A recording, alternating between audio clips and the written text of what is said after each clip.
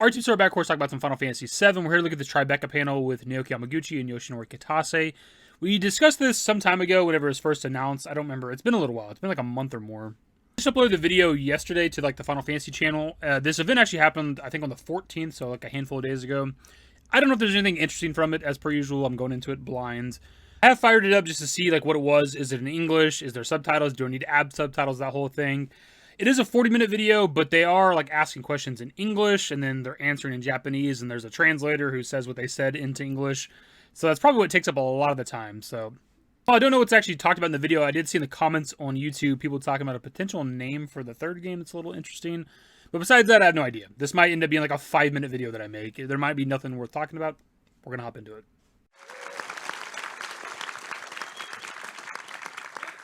And maybe the first thing worth mentioning, I guess, even though it's not actually news or information for the games, is that Kitase mentions that his kid was born back whenever the original FF7 came out back in 1997. So, like, anytime there's an anniversary for that game, he knows exactly, like, how old his kid is and stuff. Kind of funny. So while there wasn't, like a major kind of personal private impact of Final Fantasy VII directly into my life, I would say that my son was born in 1997 when the original Final Fantasy VII was released. So, when we say, oh, it's the 27th year anniversary of FF7, I think, oh, my son's 27. That's a great way to keep track of the years. Next question the guy asks is whether or not they, like, butted heads creatively when working on, I guess, like, Remake/Rebirth. And they do say that they work pretty well together, which I thought was a little interesting just because, like, the last big video we looked at, the, like, hour and 40-minute video, whatever it was, not too long ago, like, they had Toriyama, Endo, Hamaguchi, and the bald guy who's, like, the art director or something like that. And they said at one point throughout that video, I don't remember where exactly, that, like, Toriyama would get heated a little bit. It was nothing, like, necessarily bad, but it just seems like maybe, like, creatively, like, it's maybe a little bit easier to work with Kitase than Toriyama. I don't really remember the context. I've only watched the video the one time when we broke it down and talked about it, so I don't remember exactly what was said. But it wasn't like, Toriyama's a bad guy or anything like that, but it's just sometimes it get a little heated, I guess. Something else that's kind of funny, though, is Kitase mentions that when you go to Hamaguchi's team, there's like a leader guy there, obviously below Hamaguchi.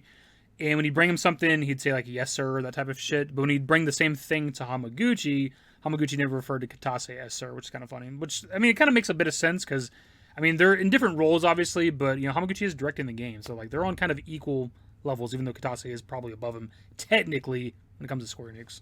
Hamaguchi's remake team, there is sort of like a leader kind of person, and then they would be like, whatever I say would be like, yes, sir.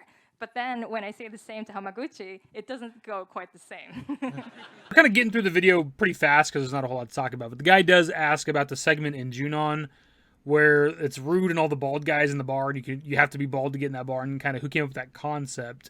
I believe it's Hamaguchi that answers it, even though they don't actually show that it's had for a translation. But he says that Nojima came up with it very early on, I guess, in development, that they wanted this bar, I guess, with bald guys. And then they took the segment from the original game, of course, in Junon, where, like, the Turks are kind of hanging out in that bar. Just kind of blended the two. But that segment was actually pretty funny. Playing through Rebirth for the first time and coming across the bar with all the bald guys, and, like, you have to be bald to get into this bar. Like, that's the type of shit I want. That's the FF7 humor I'm looking for when it comes to the Remake trilogy. If you want to drink with us, you're going to have to lose the helmets. The guy also further goes on to ask if there's, pretty much any, like, funny scenes or just scenes in general that were cut from the game, that if they could do, like, a director's cut of the game, if they could maybe add in there. Hamaguchi kind of struggles to think of an answer and says that there's not really anything they can think of that they cut because they put a lot into the game, obviously. I will say, though, that, I mean, generally with most games, I mean, there's things that are left out. No game's ever really made 100% to what they want it to be, I would think. Generally with every game that's ever made. And anything that they wouldn't be able to put into Rebirth, they're probably going to put in the third game, which is probably why he doesn't want to give an answer. Yeah, so it's so much that I'm just sitting here, like, trying to think of one. That's how much I think we put almost all of it in. We really did it all. The guy even jokingly says that we'll see it in part 3, and Hamaguchi says yes. We're going to see it in part 3. 残りはパート3で。まずはい、必ず入れ切り。 Definitely. Guy does actually ask a pretty good questions considering these are like some of the main devs. When it comes to the date scene, which date scene they prefer, probably trying to bait them into like a Tifa or Aerith answer, and which Hamaguchi even makes a joke about, but neither one of them give that, right? Kitase does mention he likes the Vincent, like Sid and Kate Sith one, because Vincent is his favorite character, which we've kind of heard some stuff before about. Like, I think specifically Nomura's talked about how, like, Kitase is very particular about Vincent's design back in the original FF7, so it makes sense that that'd be his favorite date scene. And Hamaguchi says that his favorite was Red 13. So this might be one that's a little bit rare, to see in terms of sort of the affinity levels. But my favorite is the one with Vincent and Sid. My favorite character is Vincent, so I just think it's so him, where he's just sleeping. So I know everyone's thinking, like, is it Tifa? Is it Aerith? But my number one is Red 13. First of all, I really love cats and animals, and I just love how Cloud is just touching Red 13's paws, and he's like, it's soft. And I actually turned the question around on the interviewer, Zachary, and asked him what his favorite was. And he says that from the beginning, he was aiming for Tifa. So my guy's on the right side of history. I mean, I was aiming for Tifa from the beginning. It seemed like the right choice. Honest, well, I can't agree with that to a certain degree. Like, I was aiming for Tifa as well. It's the date I wanted to get on my first playthrough. But I was just doing all the side quests, right? And that's how you, like, up your affection a lot of the times, is doing, like, side quests and things like that that involve particular characters. But I was doing everything I could, every side quest available. And for whatever reason, I got the Barrett date scene on my first playthrough. Second playthrough, I got Tifa. I have seen those date scenes in my playthroughs. I have gone on YouTube and watched all the different date scenes that are available in the game. I guess I haven't watched every one of them because there's like a high affection and like lower affection for I think all the date scenes, or some of them, most of them, whatever. So I don't know if I've seen every variation of every date scene, but I've seen, every date scene for the most part, at least with all the characters. And I gotta say that like Barrett's probably still my number one, even though I do love the Tifa kiss. It's something I've wanted from FF7 because we get that in a lot of the Final Fantasy games. There's like the love interest characters, and they kiss in a lot of the games, not all of them. And it's something I wanted them to be bold enough to do with the remake project, and they sure as hell did that with Rebirth, so I'm more than appreciative of that. But I do think that like Barrett's one affected me emotionally more. And even though Kitase said that his favorite's like the Vincent Sid Kate Sith one, which I do think that scene's great, I don't think it's bad by any means. It's probably my least favorite one. I think all the individual ones you get with like Cloud and just one character are all better than that. And I think all those are great. Like Yuffie, Red 13, Aerith, Barrett, Tifa, all those individual dates are fantastic. Speaking of the kissing thing, like I mentioned this before a few times over the last couple of years, that I want to see like Zack and Aerith kiss too. Doesn't matter if they're alive or not. They could be in the live stream. I don't give a shit. But it's fun to see those two characters kiss because they actually canonically dated for quite a long time, right? Even though Zack was like just disappeared for like 5 years or whatever the fuck. Still, I want to see those two kiss.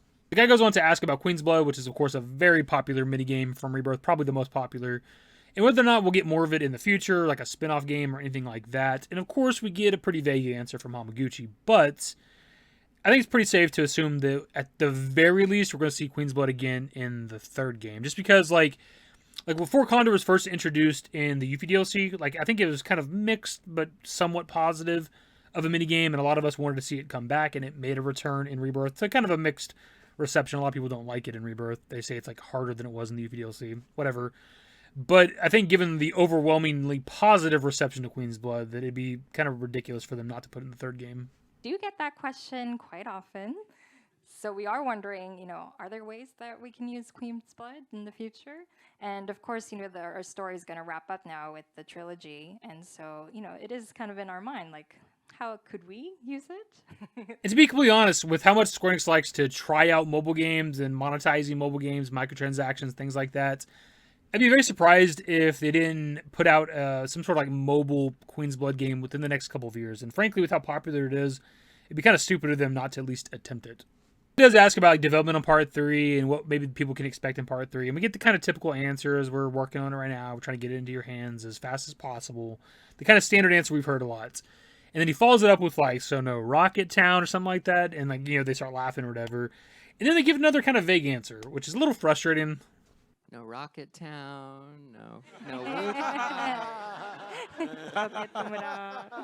Well, that's a little tricky to answer.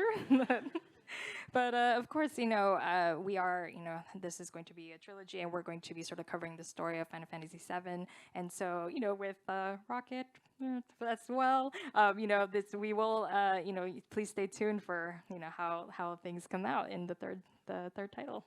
Like, I understand that they can't really talk about it, dude, but it's remaking Final Fantasy VII, and we're obviously going to go to Sid's hometown. I don't know if that's where he's born, but it's where he lives. He lives in Rocket Town. We're obviously going there. And any kind of locations that we didn't get to visit in this game, we're going to in the fucking third game, like Medeal and stuff like that, right? Like, we're going to these locations.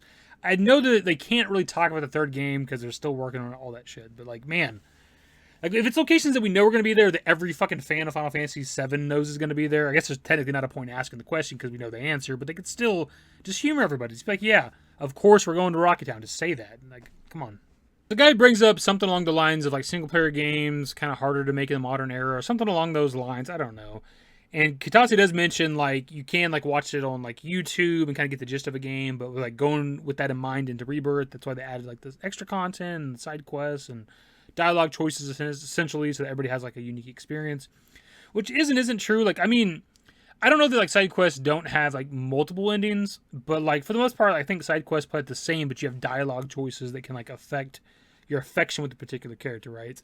And even if they do have side quests with multiple endings, they're not like that impactful. And that's one way you could expand it going into the third game, is having side quests that have actual multiple endings that have a wider effect than just the affection system, right? I don't even know if we're going to have the affection system in the third game because we don't have the date, unless they want to add a date in the third game or whatever. So I think you need to have like side quests that actually have repercussions in the world to a certain degree. Not necessarily Witcher 3 level type shit or other like really good RPGs, but something along those lines, right? Where like you do something here and it affects this character and you might see them later on and maybe have another side quest, or you see other lives affected based on how you played out this side quest, that kind of thing. So here towards the end of the video, the last like 10 minutes or so, they pass it off to like the audience to ask questions, and they're kind of hard to hear. Like, I'm actually having to use these headphones to hear them because they're not giving them microphones. And the first couple aren't even that interesting anyways, but like the third guy, I believe it is, asked about the title for the third game and if there's any allusions to it in the second game, because when it came to Remake, the final boss music was like, you know, One Winged Angel Rebirth, I believe it was. And obviously the second game is called Final Fantasy VII Rebirth. And then when it comes to Rebirth, the final boss music is like One Winged Angel Reborn, I think it is. And whether or not that's like kind of a hint towards the third game's title, as in Final Fantasy VII Reborn. Obviously, they don't confirm anything, but I think that's a decent guess. I mean, there's a ton of RE words that people guess all the time. Somebody's bound to be right, but I mean, they did it with the first game, Remake into Rebirth, so why not Rebirth into the third game? Reborn, maybe. Whoa, you really came in. I don't know if we can answer that one right now. That's kind of an answer. No, that's pretty much it. There's a few more questions after that guy's question, but his is probably the most interesting. Like, the very last question they have, when there's like a minute something left, is about Red 13 riding the Chocobo, and it's like, son of a bitch, y'all just wasting questions here. They've answered that one several times over the last couple of months or whatever, last year or so. Like, son of a bitch. Like, ask them like a hard-hitting question, even though they won't give you like a concrete answer or whatever. They're not going to confirm or deny anything. Like, I want somebody in the audience to ask him, is Zack alive? Just to see what they say. Just interviewer even seemingly kind of makes a joke about that too, because he even says like, well, we could talk about whispers or how many Eris there are, like right before they're like signing off or whatever. To me, it almost seems like making fun of like the questions people are asking. Like, why aren't you asking the good questions, goddammit? That's how I feel. Like, you have one shot at this, man. There's only a handful of questions being picked from the audience, and y'all are asking about Red 13 riding a fucking Chocobo. What are we doing? Well, I'm sure that we could go on talking forever about the whispers and how many Aeriths there actually are, and so many questions. Put me in that audience. I'm going to ask Hamaguchi, how big is Cloud's dick? I wonder how they'd gauge a question like that. If you actually ask some sort of obscene question like that that's ridiculous, if they'd even humor it at all, or if they would just like ignore it and go on, or what they would do. My point is Cloud's hung. Anyways, that's the video. I think I'm getting delirious from this heat because I got to turn like the AC off, and I couldn't hear a lot of this shit that's being said in this video, so I had to turn my damn fan off, and I am just sweating. So my forehead's kind of shiny as the video's gone on. It's miserable in here. I'm losing consciousness. That's the video. Subscribe to the channel if you guys are new. Social networks in the description below. Follow me on Twitter, @DavidYT. That's it. Bye. How big is Cloud's dick, do you think? Used to care what people thought, but now I care more, and nobody out here's got it figured out. So therefore, I've lost all hope of a happy ending, depending on whether or not it's worth it. So insecure, no one's perfect. We spend it with no shame. We blow that like Coltrane. We in here like Rogaine, or leave it like Cobain.